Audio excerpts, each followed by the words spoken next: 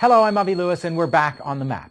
A couple of days ago, a tiny advertisement on page 14 of the Chendu Evening News in Sichuan province read, "Saluting the strong mothers of victims of June 4th. It was a coded tribute to the people killed in Tiananmen Square 18 years ago this week.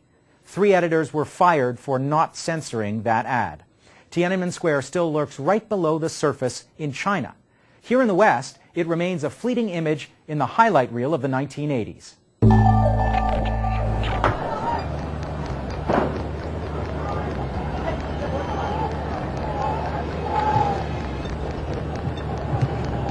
Who can forget the guy standing in front of the tank? Visual shorthand for the official version of the story. Thousands of students gathered in the square to demand Western-style democracy and were brutally cut down by a ruthless regime. 18 years later, we can now tell a more complex tale. First of all, the only reason Tiananmen had a global impact at all was because the entire Western media was in Beijing, covering a trip by Mikhail Gorbachev. Our sense of the event is profoundly shaped by their euphoria and their assumptions about the protesters they discovered in the square. According to a new school of Chinese intellectuals, it wasn't just students behind the protests. There were also peasants, farmers, workers, and a broader context. In the 1980s, China was actually going through its first capitalist crisis. Communist Party leader Deng Xiaoping had begun introducing free market reforms that increased the price of food and other essentials, driving poor people into the square to protest, along with privileged university students. They may not have looked like the anti-capitalist protesters of this century, but some at Tiananmen were clearly demanding more socialism, not less. Shudong Zhang was there that summer, a young professor trying to persuade his students to go home so they wouldn't get hurt. 18 years later, he's part of what's being called China's New Left, a group of intellectuals and scholars who are reevaluating, among other things, the official story of what happened in Tiananmen Square. He joins me now from New York. Welcome to On the Map. Glad to be here. Now, the much-told official story of Tiananmen Square is that a bunch of lovely young students gathered together to demand Western-style democracy and were slaughtered. Is there another version of that story you can tell us? It will be a very simplifying picture to call that this is just a sort of a pro-Western democracy movement which was brutally cracked down. So we have to keep the historical and the political, moral paradoxes and ironies in mind. The movement was triggered by the mourning and the memory of the former Communist Secretary Hu Yaobang. And wouldn't it be a little strange, a pro-Western democratic mass movement started with this memory of a good communist who was not corrupted, who was morally clean, and so on and so forth. Can you specifically tell me who else was there and what other demands were on the table those weeks? Yeah, first it was, of course, the students. But gradually the residents of Beijing turn out to support them, and later on workers.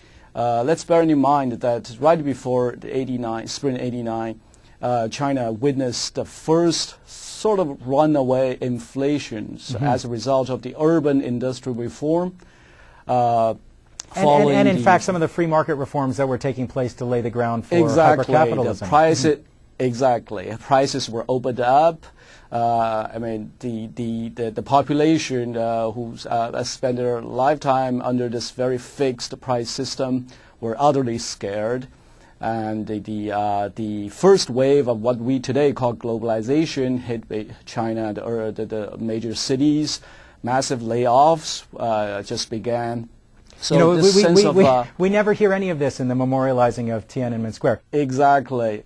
One of the dominant ideas of our time, and in 1989, this was the main official story that people were telling in every direction, is that more capitalism brings more democracy. That those two phenomena are inseparable. How's that going in China these days?